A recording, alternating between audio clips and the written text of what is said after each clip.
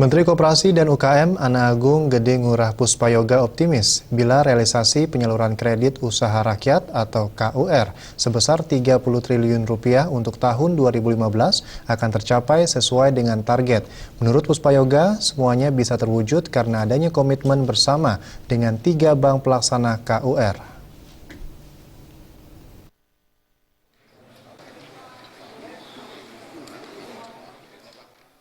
Usai menghadiri rapat kerja Kementerian Koperasi dan Usaha Kecil dan Menengah UKM Republik Indonesia bersama Komisi 6 DPR RI di Gedung Nusantara 1 DPR RI Jakarta, Menteri Koperasi dan UKM Puspayoga mengatakan, KUR merupakan kredit untuk pembiayaan modal kerja atau investasi kepada debitur yang dibagi ke beberapa sektor, di antaranya sektor pertanian, perikanan, industri pengolahan, dan perdagangan.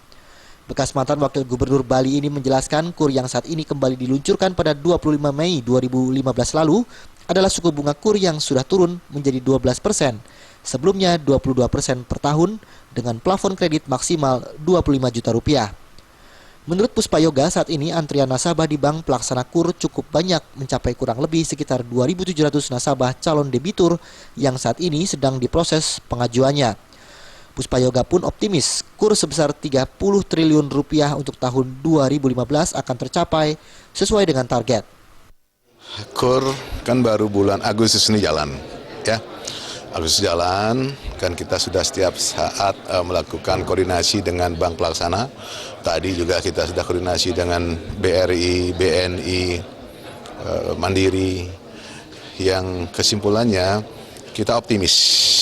Dana yang 30 triliun itu akan terrealisasi akhir tahun ini semua. Secara umum ya, kita belum merinci, karena itu data di bank, itu kurang lebih ada 3.000 proposal akan segera dicairkan dalam bulan Agustus ini. Lebih lanjut, Puspayoga menambahkan untuk realisasi penyaluran KUR per 20 Agustus 2015 ini sebesar 3,65 miliar rupiah dengan rincian dari Bank Mandiri sebesar 2,5 miliar rupiah, Bank Mandiri 750 juta rupiah, dan Bank BNI 400 juta rupiah. Dari Jakarta, Febi Waryanti dan Rifan Alfidian.